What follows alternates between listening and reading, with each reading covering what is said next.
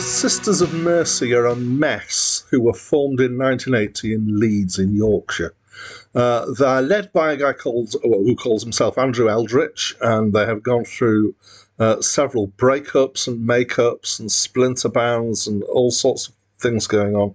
At one point, there were two splinters going by the same name, which was Sisterhood, and they were scrabbling to be the first out of the two to release something under that name, and so officially claim that name by doing so.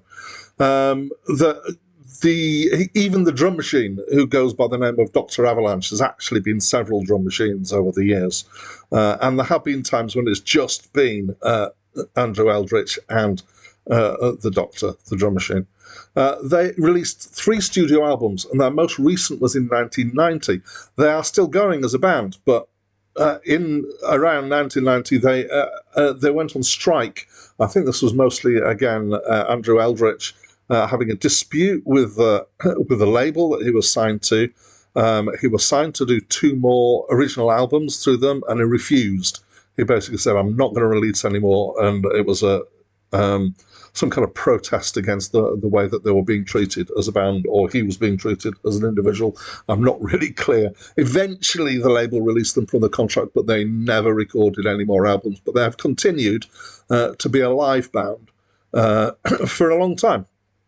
They are often described as being goths, or part of the goth scene. They soundly reject that as much as they can, and basically saying there was just a short phase in their history where they were a bit like that, and that they shouldn't be pigeonholed like that. Hi, my name's Dan. So this was the first album by the Sisters of Mercy, and it's my first encounter with this album, but not with them as a band. This is the second review I've done in this channel of one of their albums, and I would describe this quite confidently as being Gothic Rock. So it's big and it's echoey and it feels empty. We've got guitars with lots of reverb on them, generally quite high. We've got echoing going on as well. There's a bass which is mostly seems to be processed. So it's in some ways it's quite a thin and high bass sound. It's not that kind of deep sound.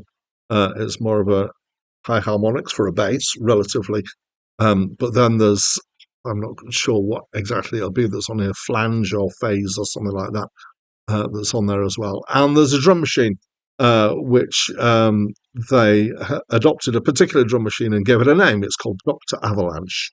And then the singing along with this is kind of low and funereal. It's got a very low kind of thing, and it's got a limited range and a very depressed-like delivery.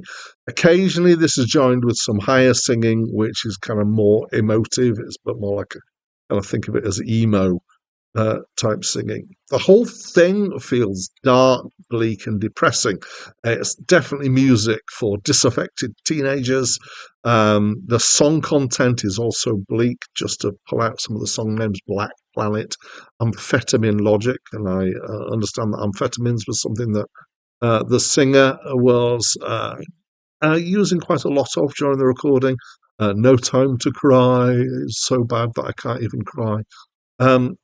If you like depressing music, and if you want something depressing, or you want to know what goth rock is, what it's like, try this album, because this is about as centrally goth rock as I can think of for an album. I didn't like it. I'd be happy never to hear it again, I have to say.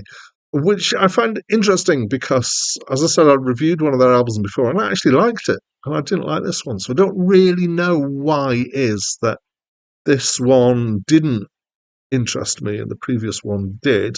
I think it's because I felt that this one was quite boring as well as depressing. One of the tracks, Marion, was slightly better than the others, but overall, yeah, not a fan. It's just too dreary for words. So, yeah, that's what I think.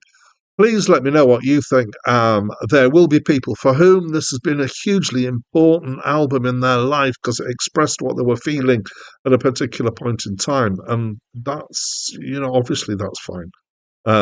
But, if you want to disagree with me on this album, you think it's a great album, please do tell me, and tell me why. I'd love to know what it is that I'm missing. And if you'd like to Whatever you think of the album, give me a score to say how much what score you'd give this out of 10. Okay, so that's it from me for now. Play for me, play your wild card, see the house come down around your head.